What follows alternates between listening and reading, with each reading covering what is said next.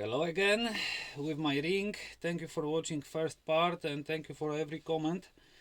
Today I'm starting making but this is the same day as I finished the previous video, and I'm starting cutting the rings. I will start from the top ring.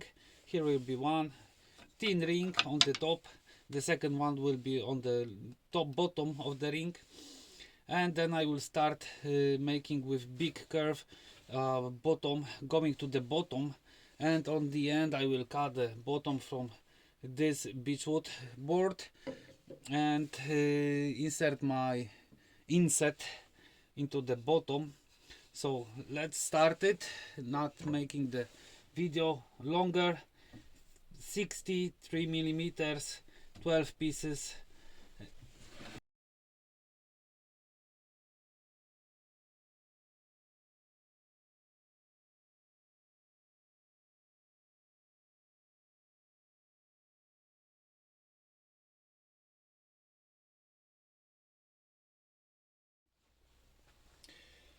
Okay, and all rings are done.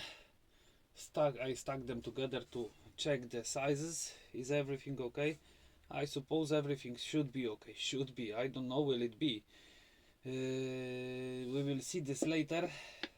Okay, let's put this on the back, on the side, and I will start from the shaping this round inset to the bottom. I will make a circle, straighten it up this a bit, and here I have a bottom, the base for the bowl.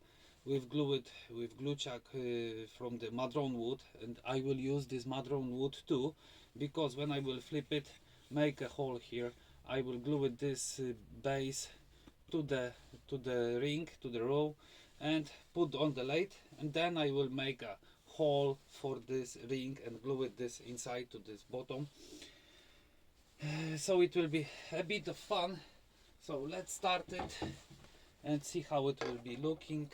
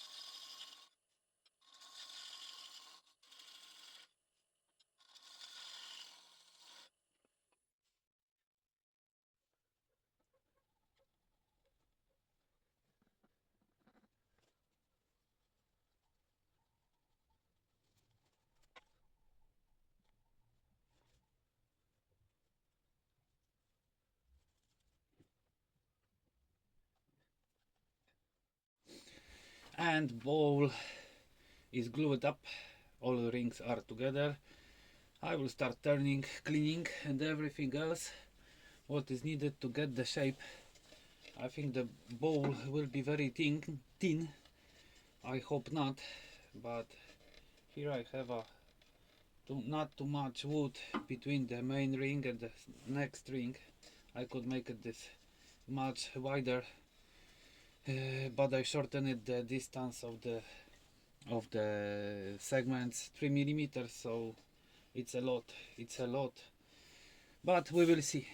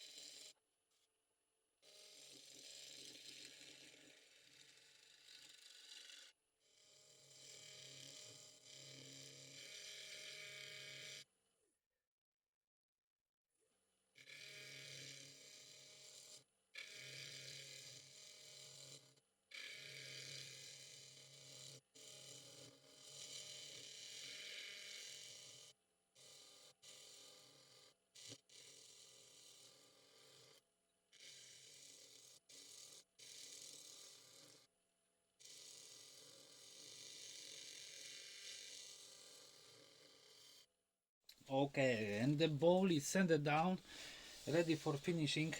I burnished the bowl with shavings, and you know what?